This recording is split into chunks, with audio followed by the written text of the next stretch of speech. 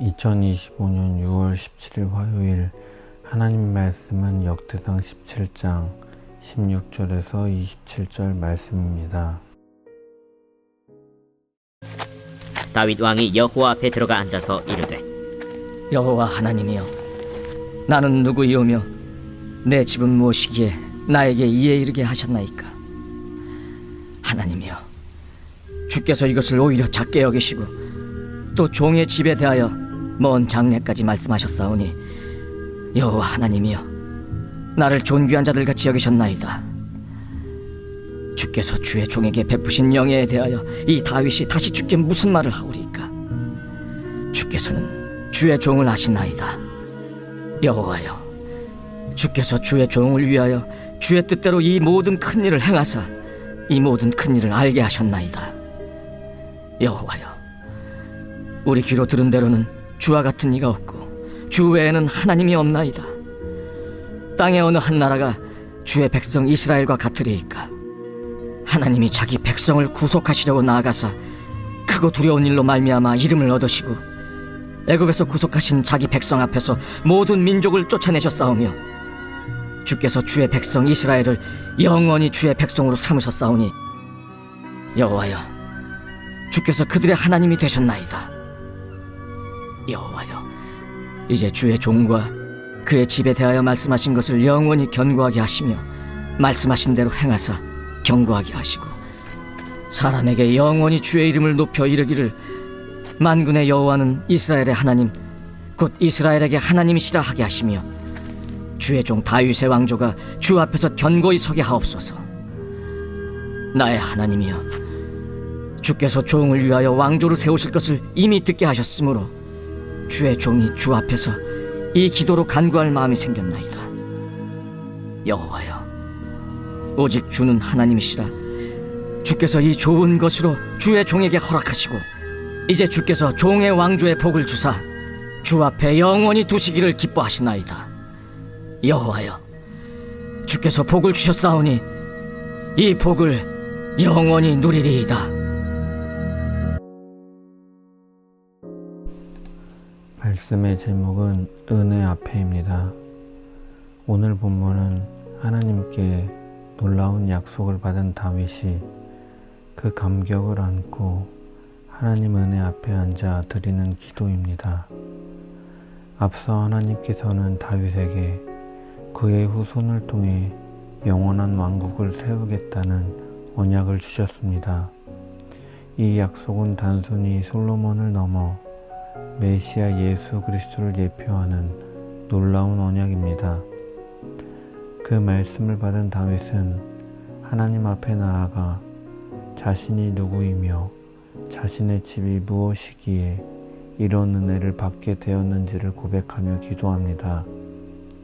16절을 보면 여호와 하나님이여, 나는 누구이오며 내 집은 무엇이기에 나를 여기까지 이르게 하셨나이까? 라고 고백합니다. 이 고백은 단순한 겸손이 아닙니다. 다윗은 정말로 하나님의 은혜가 너무나 커서 자기 자신이 얼마나 작은 존재인지 더욱 분명히 깨달은 것입니다. 이처럼 하나님의 은혜를 깊이 경험한 사람은 교만할 수 없습니다. 오히려 자신이 얼마나 미천한 자인지를 더 깨닫게 되고 더 낮아지고 더 겸손해집니다. 그래서 다윗은 내가 누구이오며 라고 고백하였던 것입니다.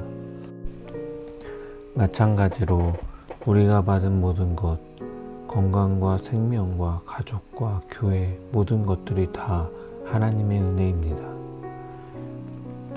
자격이 있어서가 아니라 하나님이 먼저 우리를 사랑하셨기 때문에 이 자리에 있는 것입니다. 그렇다면 우리는 마땅히 교만하지 않고 하나님의 은혜 앞에서 겸손해야 될 줄 믿습니다. 다윗은 이어서 하나님의 성품을 고백합니다. 19절의 말씀을 보면 여호와여, 주께서 주의 종을 위하여 이 모든 큰 일을 행하심은 주의 종에게 알게 하려 하심이니이다 라고 기도합니다. 하나님께서 놀라운 일을 행하시는 목적은 다윗 자신이 위대한 자라서가 아니라 하나님께서 그분 자신의 뜻과 이름을 위해서 그렇게 하신 것입니다. 이 고백은 하나님의 절대 주권을 인정하는 신앙의 고백입니다. 하나님의 일은 우리가 원해서 되는 것도 우리가 열심을 내서 이루어지는 것도 아닙니다. 하나님이 뜻하신 일을 하나님의 방법으로 하나님의 때에 이루시는 것입니다. 또한 다윗은 21절에 이렇게 고백합니다.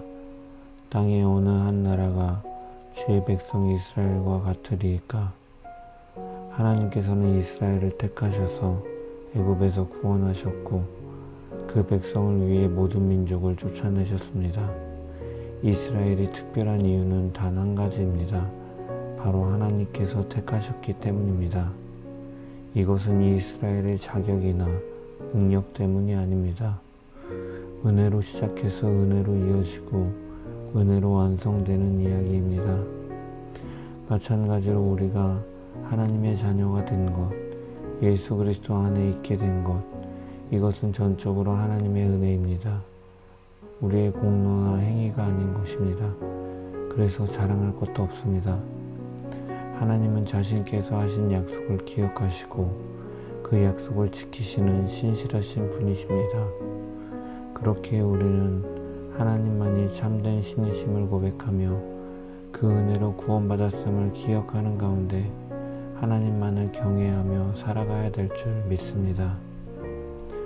다윗은 그 은혜의 약속을 받은 후 이제 담대하게 하나님의 언약이 성취되기를 기도합니다.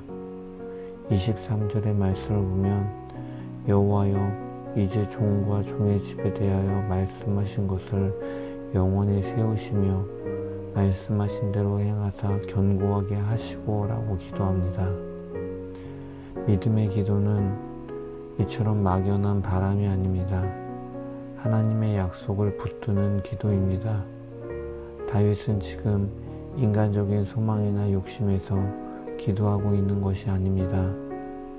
하나님께서 이미 말씀하신 약속을 믿고 그 약속이 그대로 이루어지기를 간구하고 있습니다. 이처럼 믿음은 하나님의 말씀에 반응하는 것입니다. 우리의 기도도 이와 같이 말씀 위에 세워져야 합니다. 하나님의 약속을 알지 못하면 기도도 막연해지고 흔들리기 마련입니다. 그러므로 우리는 날마다 말씀을 가까이 해야 합니다. 말씀을 읽고 묵상하고 그 안에 담긴 하나님의 약속을 발견해야 합니다. 그리고 그 약속을 가지고 기도해야 합니다. 그 약속이 내 삶 가운데, 우리 가운데, 이 교회 가운데 이루어지기를 구해야 될 줄 믿습니다. 다윗은 마지막으로 이렇게 고백합니다. 26절과 27절에 보면 여호와여 오직 주는 하나님이시라 주께서 이 좋은 것을 주의 종에게 말씀하셨사오니 이제 종이 주 앞에서 간구하여 이 복을 주게 하옵소서. 이 기도는 복이 영원히 지속될 것이라는 확신에 찬 고백입니다. 다윗은 하나님의 언약과 축복이 흔들리지 않으며 하나님께서 기뻐하시는 뜻대로 그의 왕조가 영원히 하나님 앞에 서게 될 것을 확신하고 있습니다.